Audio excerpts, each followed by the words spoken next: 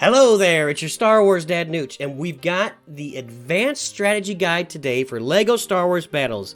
When the game first started, I released a beginner strategy guide, and a lot of you have watched that and gotten a lot out of it. One of the things I take pride in is helping people learn how to play the game and develop and grow and improve as players.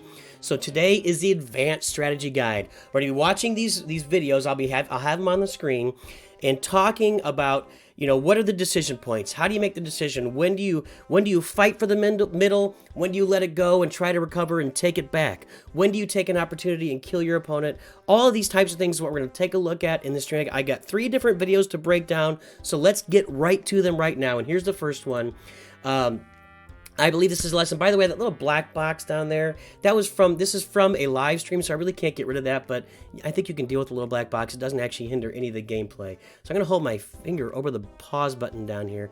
Okay, so right away he drops Luke and I drop BB-8. BB-9. Let's talk about that. You got a decision here at the beginning of the game, and you should always try to get to the middle as fast as possible. I don't care what is going on in the game, what your general strategy is. You always want to try to get to the middle as fast as you possibly can. And or if you can't get to the middle, so BB-8, BB-9, they're the fastest, they get there. C2 and R2 are the second fastest to get to the middle. After that, you're kind of trying to threaten the middle and show that you're game if your opponent wants to put up a middle tower. What I mean by that is you can lay down your one stormtrooper, you can lay down a battalion of battle droids that split, or a flock of porgs that split, and they're going to be threatening the middle. If your opponent has that BB unit and they grab a middle tower, you're saying, hey, you can build that middle tower, but I'm going to be attacking it the second you build it, and that'll discourage them from building the middle tower. So it's all about either controlling the middle yourself or making sure your opponent doesn't control the middle. So that's why I launched BB-9 right there at the beginning to try and take the middle. And let's see what I do. I'm not even sure what I do at this point. So he's got Yoda with a flock of porgs, and in this case, I decided I'm not going to build a middle tower. There was no good opportunity. He's got Yoda with the flock of porgs. If I build a middle tower, it's just going to die. It's going to die immediately. There's no purpose. I've only spent 1 at this point, and he has spent a bunch more. Actually, let me move this up a little bit so you can see my energy. I actually had the energy blocked. There we go. There we go. So now you can see I'm only up 1 on energy. That's because I laid Vader down and his porgs are in there. So that's a situation where you don't want to build that middle tower. If the middle tower is going to die immediately, don't build it. Just fall back and try something different.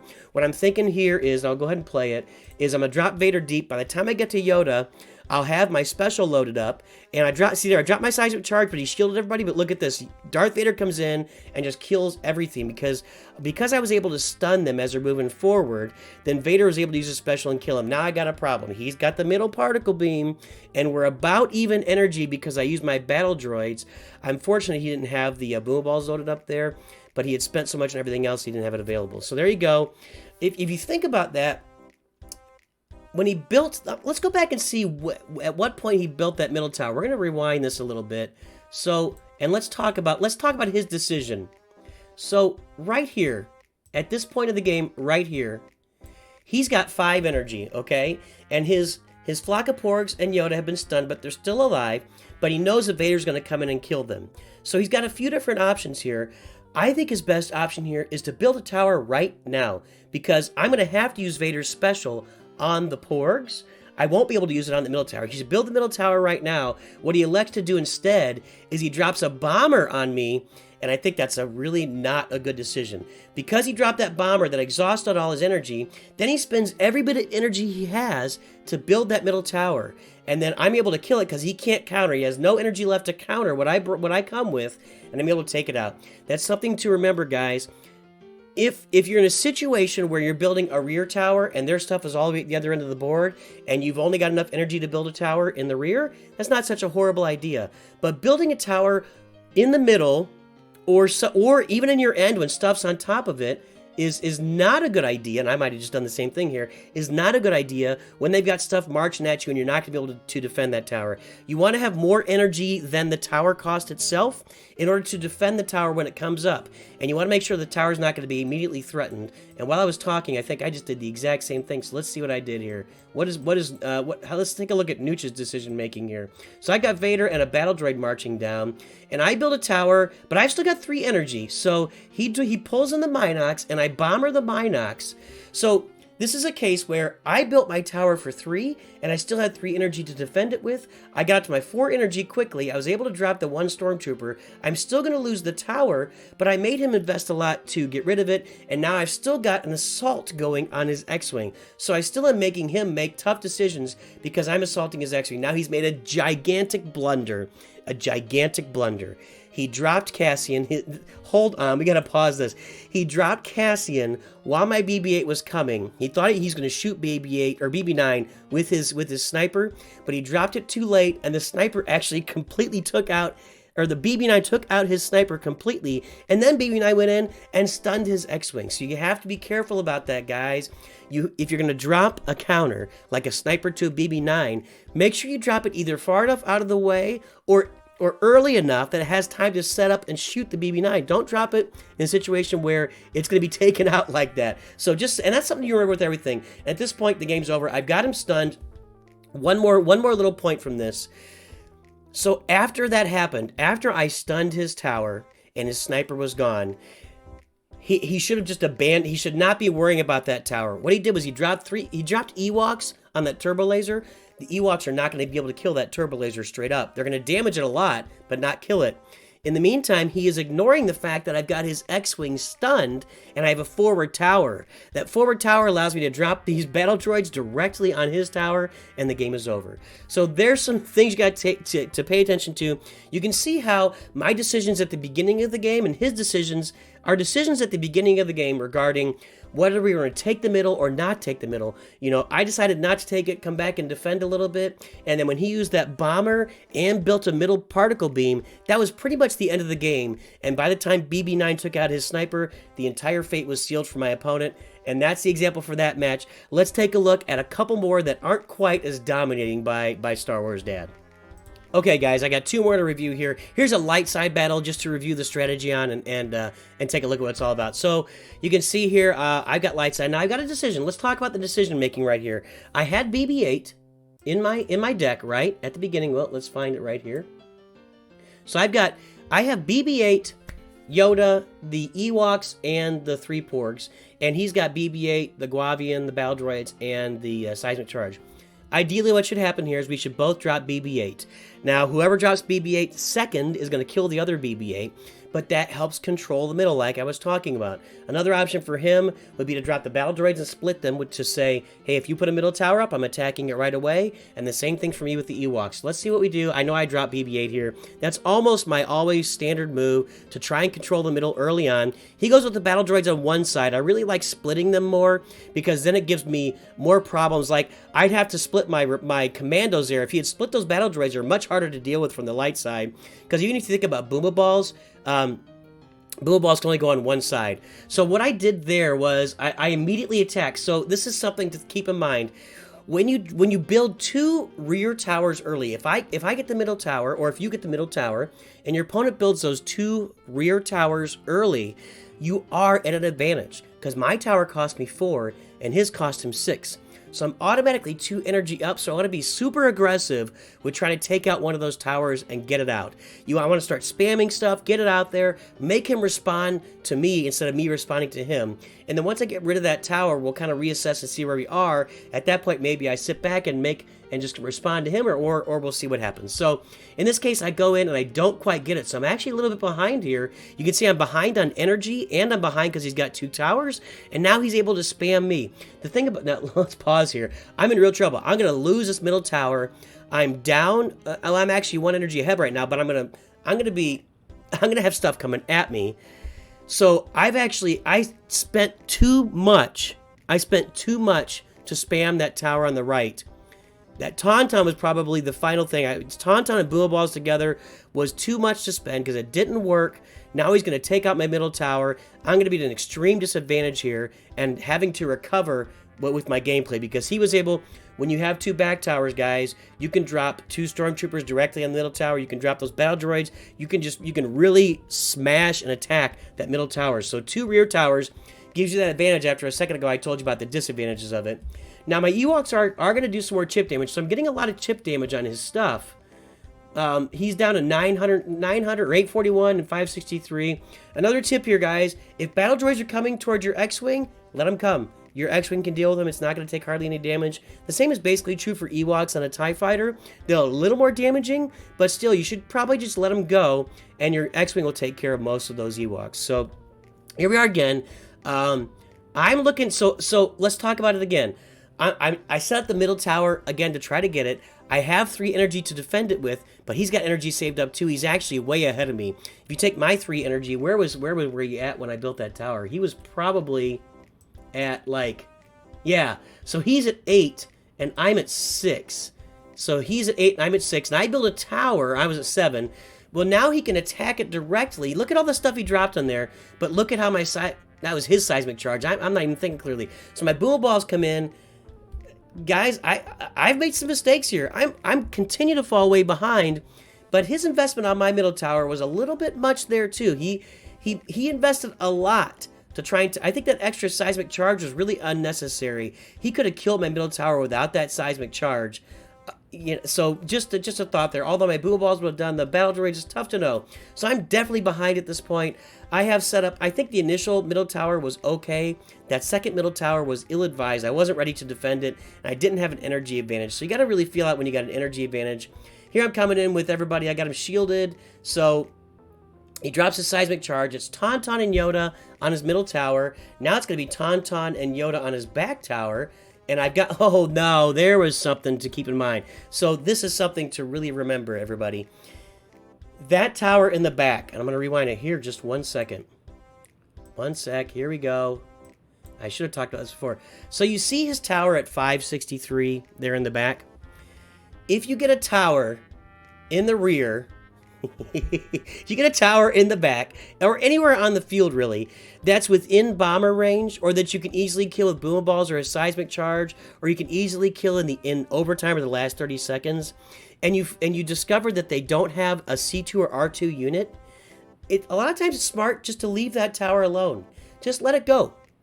Let that tower sit there, because once you get to the final 30 seconds in overtime, it's an easy kill for you. And in this case, once I kill the middle tower, I'm able just to drop a bomber on that back tower, and now we're even Steven, and we're playing mano-a-mano, my particle beam against his turbo laser, and let's see how this works out. So just a tip, if you get a tower down to like 90, early in the game, maybe just leave it there and see if they got C2. Now if they pull out C2 somewhere along the way, or R2, you can bomber it while R2 and C2 are on it, and that's a nice little exchange. You kind of nullified their C2 or R2. That's a really good play here. That seismic charge is actually really dangerous for me at this point. I'm actually using my Tauntaun just to kite his units away so that they stop shooting at my particle beam, and in addition, I get to target his tower at the same time. That's one use of a Tauntaun that's really interesting, is if you put it on there, it can actually distract your opponents away from your tower and make them shoot at something else. That also works with like AT-ATs and clone tanks. I can pull. I've watched Darth Vader chase an AT-AT or a clone tank all the way back into their own end. So really interesting stuff there with those. Now let's take a look at another video I've got saved here.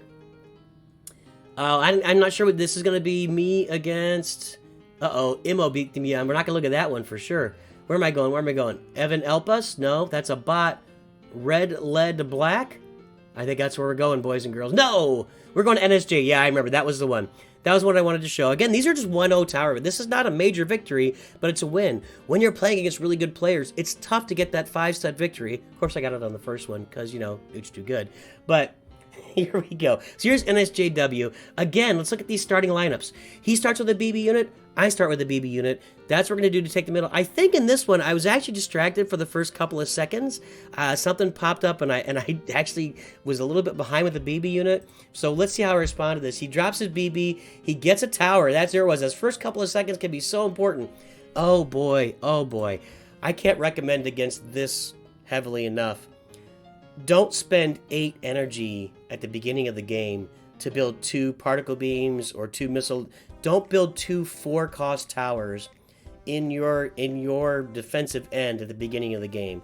I think you're just giving away a lot of energy, and you're giving your opponent a chance to build a middle tower and really start aggressively attacking you. So that's what's going to happen. I build a middle turbo laser for 3. Now I'm way up on energy. Put those porgs out, but the Guavian's just going to wipe those guys out. So I'm going to be able to respond to just about anything he drops at this point because I've got a massive energy advantage. And let's see. So because of my energy advantage, I just put the pressure on him immediately. The Guavian's already attacking. I dropped the battle droids. I'm kind of trying to draw out those boomer balls, which I did successfully. But look, I'm still up 6-2 on energy. So I got 2 choices. I can either sit back and respond to stuff he does, which looks like I'm like, hey, you drop stuff, I'm just going to respond. But once I get to 10, I'm dropping something. So this is a couple of different strategies. You saw me do the really aggressive one before, more aggro. This one is kind of aggro at the middle tower, but also a little more, making sure I've got an advantage here. So, okay, here's a really good point.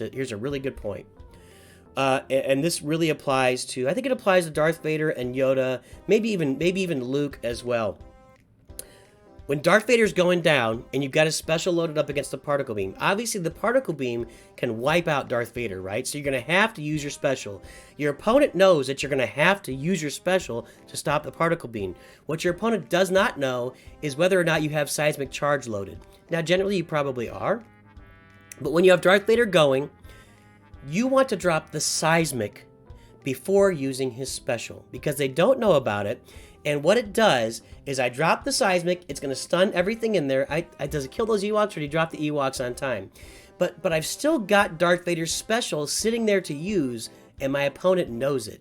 NSJ7 knows that I've still got his special even after I drop my seismic charge. So now I can use Vader's special to crush everything on the map. So that's kind of there it is.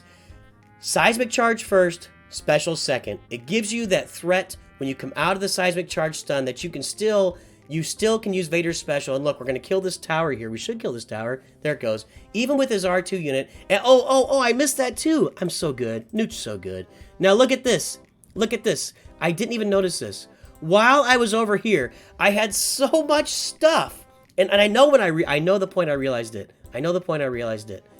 When he dropped those Ewoks. So let's watch this here. I'm thinking I got an energy advantage already, and I dropped my seismic charge. He dropped the porgs, and then when he drops these Ewoks, I'm thinking, now I got a serious energy advantage. I know that I'm way ahead, and I know that I'm going to be able to kill those Ewoks with Darth Vader's special. So let's put some pressure on the other side while we're doing this side. So now we got left-right going. If you can get left-right pressure going, you're in good shape. So I do exactly that. I use his special to kill the Ewoks. Boom. Drop the battle droids. Over here on the left, I save up for it. Here it comes. Get ready. There they are. Now I've got both his towers threatened, and both his towers are about to die. They're both going down. Sayonara. That's what we learned last night. Adios, sayonara. Auf Wiedersehen. Guten Tag. You are gone. Ciao, baby. I'm out of goodbyes. I don't know. Goodbye. See you later. And, okay. I don't think this is horrible. But I also think that a forward tower, and well, maybe it's not great because I've already spent the money on the Stormtroopers.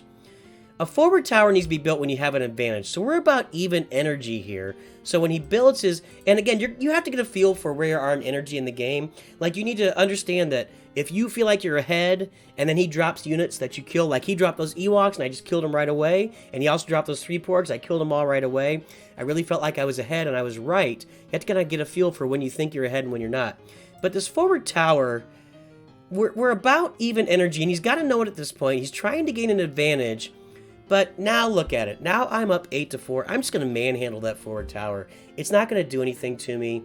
I really think if you're going to drop a forward tower, and watch this Guavian work here. Oh no, it didn't even do it. He's actually done a pretty good job there until the battle droids come in. So he's actually got a really solid push going here against me with that forward tower that I wasn't ready for. Interesting. So I put BB9 in to stun his R2 C2 unit. It kind of works. Yeah, he's making my life difficult here. I did not play that perfectly. I really could have killed that faster, but the Guavian's going to end his day. There it is. The forward tower is gone. So what happened there? You build the forward tower. If you don't get the advantage you're looking for, if you don't get the result of really just smashing my tower, which he didn't, I only took a little bit of damage to my tower, I was able to defend, then your forward tower is a waste. So you better make sure if you place a forward tower, you're ready to kill that guy and kill him good.